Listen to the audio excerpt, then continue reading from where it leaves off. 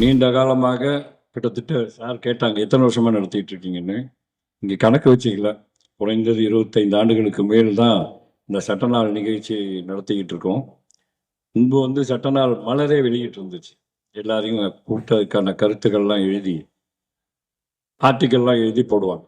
அந்த வகையில் அதனுடைய தொடர்ச்சியாக இன்றைக்கு மிகச்சிறப்பாக நடைபெற்று கொண்டிருக்கின்ற இந்த நிகழ்ச்சியிலே பங்கெடுத்திருக்கின்ற இருக்கிற அனைத்து பேருக்கும் உங்களுடைய மனமார்ந்த நன்றியை கேட்டுக்கொள்கிறேன். We the people of India அப்படின்னு சொன்னாங்க. இதில் ஒரு கம்பீரம். நான் கல்லூரி படிக்கும்பொழுது என்னுடைய பேராசிரியர் சொன்னார், அது எப்படி உச்சரிக்கணும் அப்படின்னு சொன்னார்.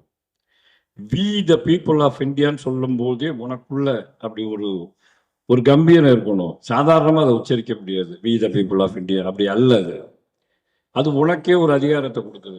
இதுதான் உன்னை வழி நடத்துது, இதுதான் உன்னுடைய வாழ்க்கையை தீர்மானிக்கிறது, இந்த அரசியல் சட்டம் தான் உன் தலையெழுத்தை தீர்மானிக்கிறது, நீ எப்படி வாழணும், எப்படி வாழ முடியும் அப்படிங்கிறத பற்றியும் இந்த அரசியல் சட்டம் தான் தீர்மானிக்கிறது. ஆகவே அதை நாம் அமைத்து கொண்ட அந்த அரசியல் அமைப்பு சட்டத்தை பற்றி மிக தெளிவாக கல்லூரி படிக்கும்போது படித்திருக்கு. ஆனால் இன்றைக்கு என்னுடைய கேள்வி என்றால் என்னன்னா, இந்த அரசியல் சட்டம் இந்த we the people of India என்று மிக கம்பீரத்தோடு சொல்லி எங்களுக்கு கொடுத்து சென்றிருக்கின்ற மகா பெரிய மனிதர்கள் நினைத்த கனவு இந்த சட்டம் தீர்த்திருக்கிறதா? இந்த அரசியல் சட்டம் அவர்கள் நினைத்த கனவுகளை நிறைவேற்றியிருக்கிறதா? இந்த அரசியல் சட்டம் இன்றைக்கு இந்திய மக்களுடைய பிரச்சனைகளை தீர்த்திருக்கிறதா? நிச்சயமாக பல வகையில் இந்த அரசியல் சட்டம் நம்முடைய இந்திய மக்களுடைய முன்னேற்றத்துக்கு வழிகாட்டி இருக்கிறது என்பது மாறுபட்ட கருத்து இல்லை. ஆனால் விதவிதமான பிரச்சனைகள், புது புது பிரச்சனைகள், அரசியல் அதிகாரத்தில் இருக்கிறவர்களை இந்த இன்ஸ்டிடியூஷனே கையகப்படுத்துறாங்க. இன்ஸ்டிடியூஷனை கையகப்படுத்துறாங்க, அவர்கள் தீர்மானிக்கிறாங்க. இதற்கு என்ன தீர்வு இருக்கு? ஆளுநர் காலவடையற்று போட முடியுங்கிறாங்க. இப்ப கடைசியாக கொடுத்த தீர்ப்புல கூட மறுபடியும் படையறதுக்கு வந்து நிற்கிறதா தான் என்னுடைய புரிதல். நீங்க 3 சிஸ்டம் தான் இருக்கு. நீங்க ஒத்துக்கலாம், ஜனாதிபதிக்கு அனுப்பலாம், இல்லை மறுபடியும் சட்டமன்றத்துக்கு அனுப்பலாம்னு சொல்றாங்க. சரி, இது எவ்வளவு காலத்துக்கு முடியும்னா அரசாங்கமும் கவர்னரும் பேசி முடிவு எடுக்கணும். இதுதான் ஏற்கனவே முடியலையே. ஏற்கனவே முடியாத இடத்துல தானே மறுபடியும் முன்னாடி தீர்ப்பு நிற்குது. அப்போ உச்ச நீதிமன்றத்தில் அரசியல் சட்ட தீர்வு அமர்வு ஒரு தீர்ப்பை கொடுக்குது. அங்க இருக்கிற ஜட்ஜஸ் கொடுத்த தீர்ப்பு என்பது வேறையா இருக்கு. இதன் ஏன் இப்படி ஒரு மாறுபட்ட தீர்ப்பு? அரசியல் சட்ட பெஞ்ச் 5 பேர் கொண்ட பெஞ்ச் வேறு கொடுத்திருக்க தீர்ப்புக்கும் அதற்கு முன் கொடுத்த தீர்ப்பு கிட்டத்தட்ட காலக்கெடுவே 3 மாசம் விதிச்சுட்டாங்க.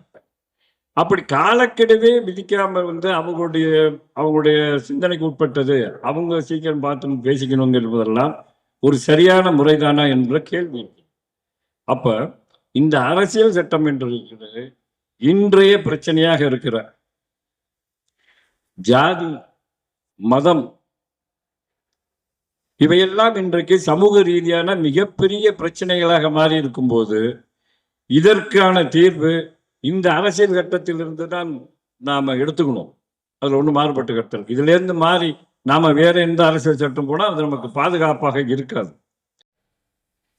இப்படி கர்ணகுடூரமா நடந்துகிட்ட போலீசாருக்கு ஒரு உயர் நீதிமன்ற நீதிபதி சுமமாட்டாவாக எடுத்து தண்டனை பெற்றதே தர வேண்டும் என்று ஒரு கடுமையான முயற்சி எடுத்து கூட இன்றைய வரைக்கும் தீர்வு இல்லை.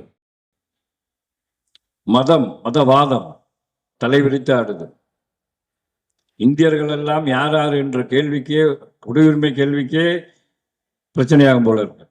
இப்படி பல்வேறு பிரச்சனைகள் இன்றைக்கு இருக்கு. லஞ்சம், சார் சொன்னாங்க லஞ்சம் பிரச்சனைன்ட்டு.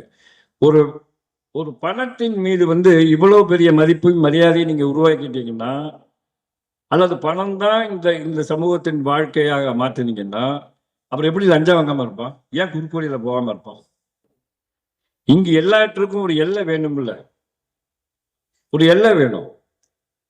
நீங்க என்னைக்கு தனியார் மயமாக்கி எல்லாரும் காசை நோக்கி ஓடுங்கன்னு மொத்த சமூகத்தையும் சம்பாதிக்கிறது, பணம் இருந்தாதான் இங்க மரியாதை. நீங்க நல்லா படிக்கணும்னா பணம் வேணும், உங்க உயிரை காப்பாத்திக்கணும்னா பணம் வேணும், பாக்கி எல்லாமே இங்க இருக்கு. ஆனால் உயர்தரம் என்று வரும்போது மிக கடுமையான பணம் தேவைப்படுது.